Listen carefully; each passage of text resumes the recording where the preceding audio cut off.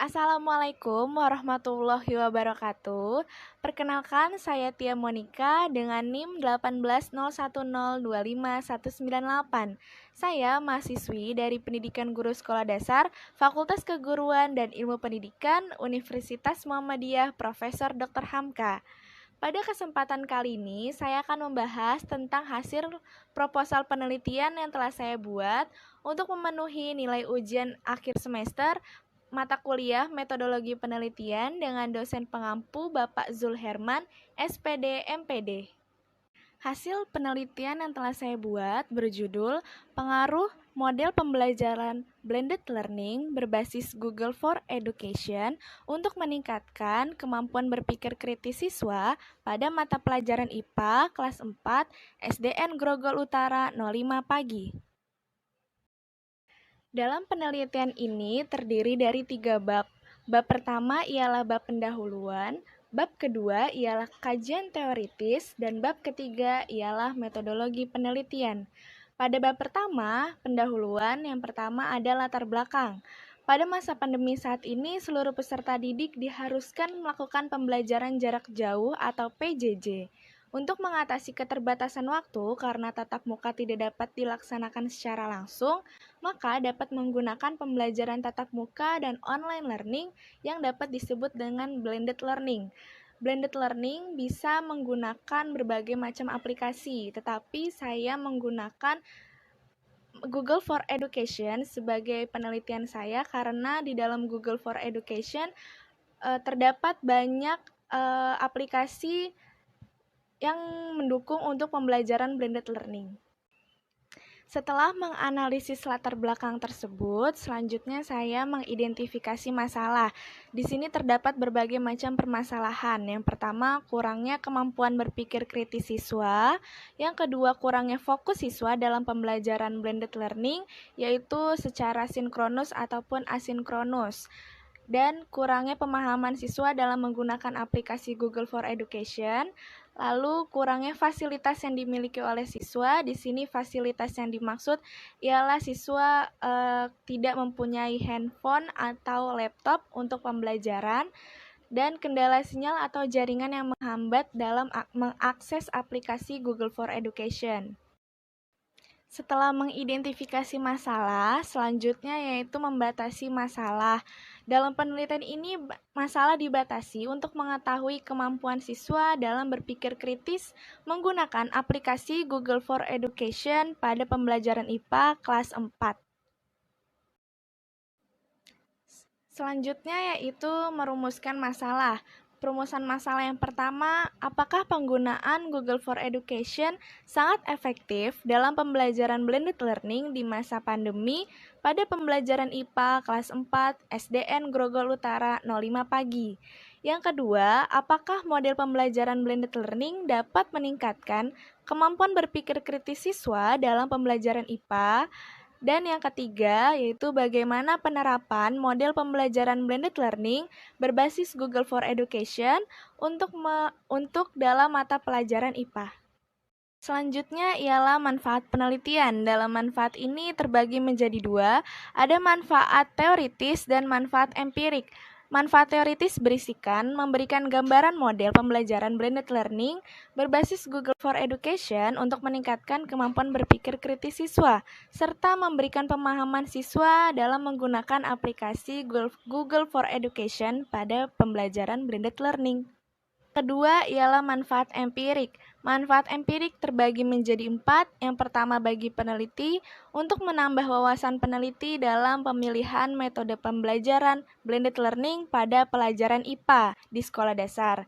Yang kedua yaitu bagi peneliti selanjutnya, untuk menambah referensi dalam melakukan penelitian dan mencari kekurangan pada penelitian ini untuk diteliti lebih lanjut. Dan yang ketiga, bagi program studi, untuk memberikan masukan kepada program studi dalam meningkatkan kualitas proses pembelajaran. Serta yang terakhir bagi Sekolah Dasar Negeri Grogol Utara 05 Pagi, yaitu memberikan bantuan pemikiran untuk mengaitkan pembelajaran blended learning berbasis Google for Education untuk meningkatkan kemampuan berpikir kritis pada pelajaran IPA kelas 4. Selanjutnya ada bab 2 yaitu kajian teoritis. Yang pertama ada deskripsi teoritis. Deskripsi teoritis ini berisikan hakikat kemampuan berpikir kritis IPA. Kemampuan berpikir kritis merupakan hal yang penting untuk membangun pengetahuan dan menimbulkan kemandirian pada seorang siswa. Kemampuan berpikir kritis harus dimiliki siswa karena dapat berguna pada saat memecahkan masalah, mengutarakan pendapat, menyaring informasi, serta mengambil keputusan secara tepat.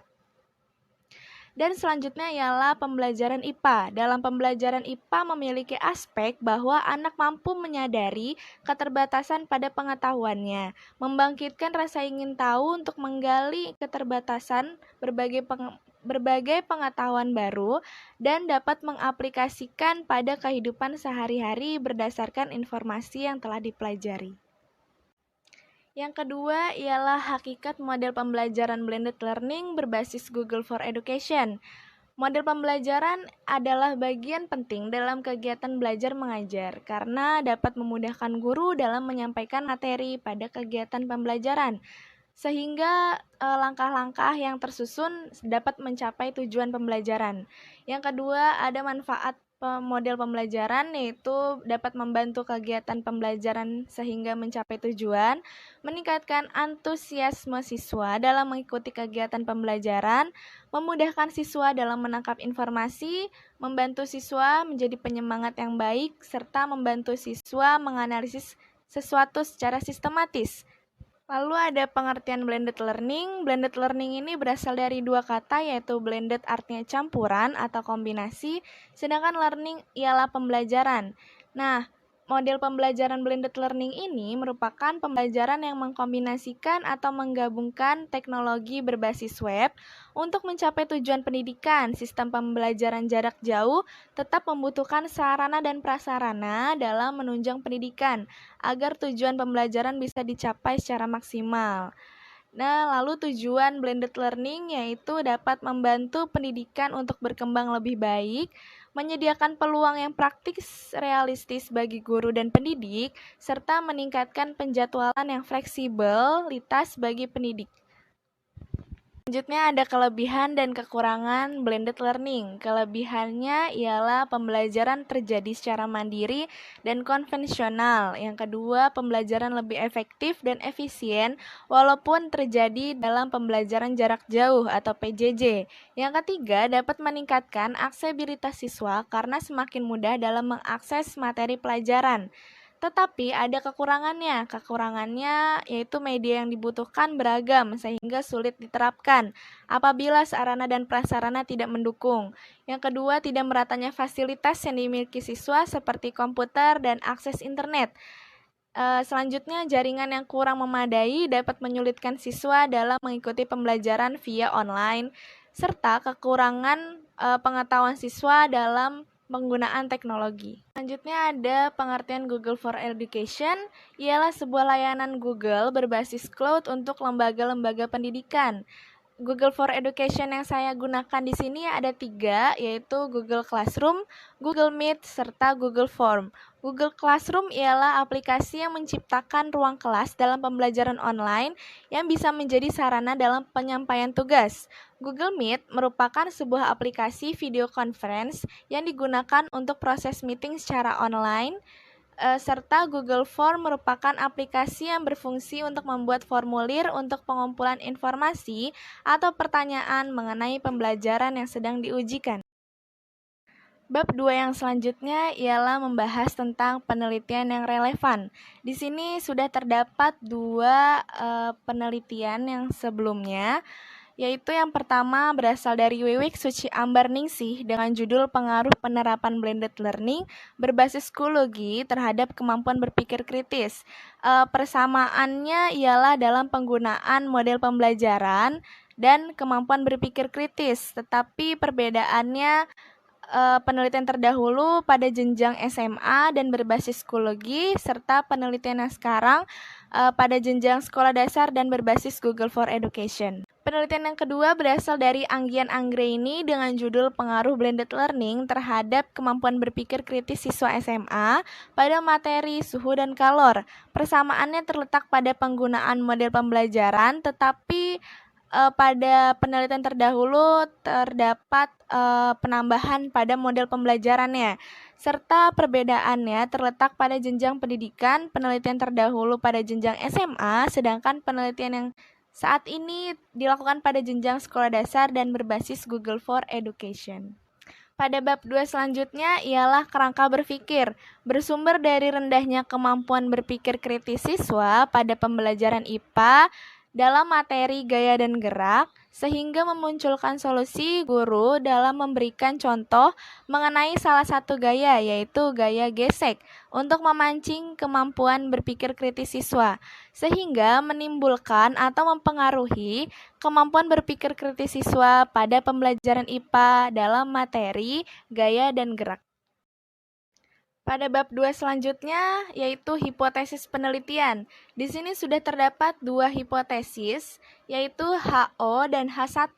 Pada HO terdapat pengaruh model pembelajaran blended learning berbasis Google for Education untuk meningkatkan kemampuan berpikir kritis siswa pada mata pelajaran IPA kelas 4 SDN Grogol Utara 05 pagi. Sedangkan hipotesis 1 atau H1 tidak terdapat pengaruh model pembelajaran blended learning berbasis Google for Education untuk meningkatkan kemampuan berpikir kritis siswa pada mata pelajaran IPA kelas 4 SDN Grogol Utara 05 pagi. Selanjutnya masuk di bab 3 metodologi penelitian. Yang pertama ada tujuan penelitian. Penelitian ini bertujuan untuk membuktikan apakah terdapat pengaruh model pembelajaran blended learning berbasis Google for Education untuk meningkatkan kemampuan berpikir kritis siswa pada mata pelajaran IPA kelas 4 SDN Grogol Utara 05 pagi. Pada bab 3 selanjutnya ialah tempat dan waktu penelitian. Waktu penelitian dilakukan pada semester genap tahun ajaran 2020-2021 bersama siswa kelas 4 di SDN Grogol Utara 05 pagi. Pada bab 3 selanjutnya ialah metode penelitian. Metode yang digunakan ialah kuasi eksperimen dengan desain post-test only control design. Terdapat dua kelas yang akan digunakan sebagai objek penelitian. Kelas pertama sebagai kelas kontrol, dalam pembelajarannya tidak menggunakan Google for Education, hanya melalui WhatsApp group. Dan kelas yang kedua ialah kelas eksperimen, dalam pembelajarannya menggunakan metode blended learning serta berbasis Google for Education. Bab 3 selanjutnya ialah populasi dan sampel penelitian. Populasi ialah satu kesatuan individu atau objek pada wilayah dan waktu dengan kualitas tertentu yang akan diamati atau diteliti. Populasi di sini yaitu menggunakan dua kelas. Kelas pertama ialah kelas 4A sebagai kelas kontrol yang berjumlah 31 siswa, serta kelas kedua ialah kelas 4B sebagai kelas eksperimen berjumlah 32 siswa. Di sini populasi terbagi menjadi dua, ada populasi target dan populasi terjangkau. Populasi target dalam penelitian ini ialah siswa kelas 4 SDN 05 Grogol Utara, serta populasi terjangkaunya dalam penelitian ini ialah kelas 4A dan 4B yang terdiri dari 63 siswa. Selanjutnya ada sampel penelitian. Sampel ialah bagian dari populasi yang dijadikan subjek penelitian sebagai wakil dari para anggota populasi. Sampel di sini ialah menggunakan dua kelas, 4A sebagai kelas kontrol dan 4B sebagai kelas eksperimen. Selanjutnya ada teknik pengambilan sampel. Teknik pengambilan sampelnya menggunakan simple random sampling. Dikatakan simple atau sederhana karena dalam pengambilan anggota sampel dari populasi dilakukan secara acak tanpa memperhatikan tingkatan yang ada dalam populasi. Teknik sampel ini dilakukan dengan cara membuat undian sehingga semua individu atau populasi mempunyai kesempatan yang sama untuk dipilih menjadi anggota sampel. Selanjutnya ada ukuran sampel. Ukuran sampel penelitian peserta didik kelas 4 SDN Grogol Utara 05 pagi ialah 63 siswa, yaitu 32 siswa pada kelas 4B sebagai kelas eksperimen dan 31 siswa di kelas 4A sebagai kelas kontrol. Pada bab 3 selanjutnya yaitu rancangan perlakuan. Yang pertama ialah materi pembelajaran. Di sini menggunakan pembelajaran gaya dan gerak pada tema 8 yaitu daerah tempat tinggalku, materi pembelajaran IPA kelas 4 dengan kompetensi dasar dan indikator sebagai berikut. Kompetensi dasar yang pertama yaitu 3.4 menghubungkan gaya dengan gerak pada peristiwa di lingkungan sekitar, dan 4.4 menyajikan hasil percobaan tentang hubungan antara gaya dan gerak.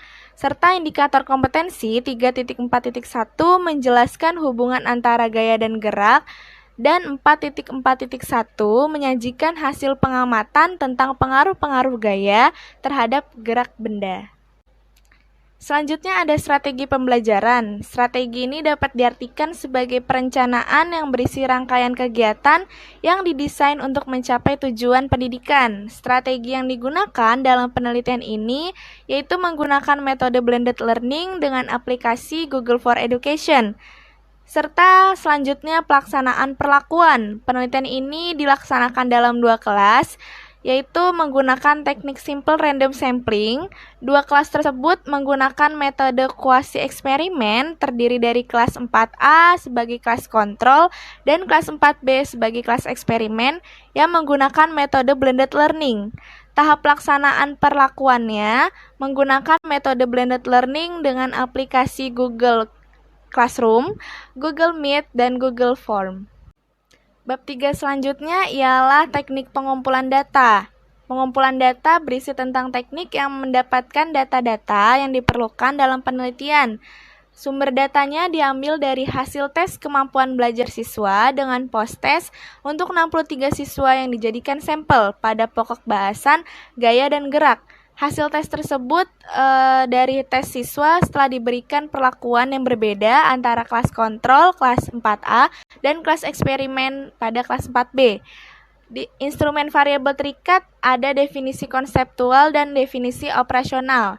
Definisi konseptual kemampuan berpikir kritis merupakan hal yang penting untuk membangun pengetahuan dan menimbulkan kemandirian siswa. Serta definisi operasional terdiri dari 3 macam aspek, yaitu aspek kognitif, aspek afektif, dan aspek psikomotor. Selanjutnya ada jenis instrumen. Jenis instrumen yang digunakan pada penelitian ini yaitu berupa soal esai atau uraian yang dapat diakses melalui Google Form. Pada pembelajaran gaya dan gerak, tema 8, daerah tempat tinggalku, materi pada mata pelajaran IPA kelas 4 yang disesuaikan dengan karakteristik soal kemampuan berpikir kritis. Selanjutnya ada kisi-kisi instrumen, yaitu berguna sebagai pengukur kemampuan untuk hasil tes dalam meningkatkan kemampuan berpikir kritis siswa. Dalam kisi-kisi belajar ini terdapat kompetensi dasar, indikator pencapaian kompetensi, serta indikator kemampuan dalam materi gaya dan gerak. Soal berbentuk tes uraian atau esai berjumlah 10 soal. Selanjutnya ada pengujian validitas dan perhitungan reabilitas. Tujuan dari pengujian validitas dapat menghasilkan data yang valid, maka instrumen penelitiannya juga harus valid. Sebuah tes dikatakan memiliki validitas apabila mengukur tujuan khusus tertentu yang sejajar dengan materi pelajaran yang diberikan. Nilai RXY atau nilai R hitung dapat didapat kemudian dibandingkan dengan R tabel dengan ketentuan jika suatu butir soal memiliki R hitung lebih dari R tabel, maka soal adalah valid. Tetapi jika suatu butir soal memiliki R hitung kurang dari R tabel, maka soal adalah tidak valid. Selanjutnya ada perhitungan reabilitas. Rumus yang digunakan untuk reabilitas instrumen adalah rumus alfa dari R1 sampai dengan R11. Jika sudah didapat R11, maka dibandingkan R tabel dengan ketentuan R11 lebih besar daripada R tabel, berarti reliable, dan jika R11 kurang dari R tabel, berarti tidak reliable. Selanjutnya ada instrumen variabel bebas terdiri dari definisi konseptual dan operasional. Dalam definisi konseptual, metode blended learning merupakan campuran dari 2 proses belajar mengajar yang menggabungkan antara sistem tatap muka dengan e-learning. Dan definisi operasionalnya dalam metode blended learning terdapat beberapa indikator, yaitu siswa mampu mengikuti dengan baik pembelajaran saat tatap muka atau live action melalui online, dan siswa mampu menerapkan pembelajaran e-learning dengan baik. Bab 3 selanjutnya ialah teknik analisis data. Yang pertama ada deskripsi data. Teknik analisis data diperlukan untuk menguji data-data yang akan diteliti. Data ini diuji dengan menggunakan uji normalitas, uji homogenitas, dan uji hipotesis. Itu pengujian persyaratan analisis. Ada uji normalitas data, dilakukan guna mengetahui data yang diteliti berdistribusi normal atau tidak. Pengujiannya persyaratan analisis data pada penelitian ini yaitu akan diuji menggunakan uji Lilliefors, yaitu mendapatkan hipotesis yang diajukan HO, data berdistribusi normal, serta H1, data berdistribusi tidak normal. Selanjutnya ada uji homogenitas data yang bertujuan untuk mengetahui variabel yang digunakan homogen atau tidak. Uji homogenitas ini menggunakan uji Fisher dengan rumus sebagai berikut. F sama dengan S1 kuadrat per S2 kuadrat. Ketiga ialah pengujian hipotesis. Setelah dinyatakan berdistribusi secara normal dan homogen, maka untuk menguji hipotesis dari penelitian ini digunakan uji T, yaitu sebagai berikut. T sama dengan Y1 aksen per Y2 aksen per S akar dari 1 per N1 ditambah 1 per N2. Adapun kriteria untuk pengujian uji T yaitu terima HO jika T hitung lebih dari T tabel maka terdapat pengaruh. Tetapi tolak HO jika T hitung kurang dari T tabel maka tidak dapat pengaruh model pembelajaran. Langkah terakhir pada bab 3 ialah hipotesis statistika. Hipotesis ini menggunakan uji dua pihak, yaitu kriteria pengujian uji T sebagai berikut. HO sama dengan mu1 lebih dari mu2, lalu H1 sama dengan mu1 kurang dari mu2. Keterangannya, HO terdapat pengaruh model pembelajaran blended learning berbasis Google for Education untuk meningkatkan kemampuan berpikir kritis siswa pada mata pelajaran IPA kelas 4. Dan H1 tidak terdapat pengaruh pembelajaran blended learning berbasis Google for Education untuk meningkatkan kemampuan berpikir kritis siswa pada mata pelajaran IPA kelas 4. Sekian hasil proposal penelitian yang telah saya buat untuk memenuhi nilai ujian akhir semester mata kuliah metodologi penelitian kelas 5D. Kurang lebihnya mohon maaf. Wassalamualaikum warahmatullahi wabarakatuh.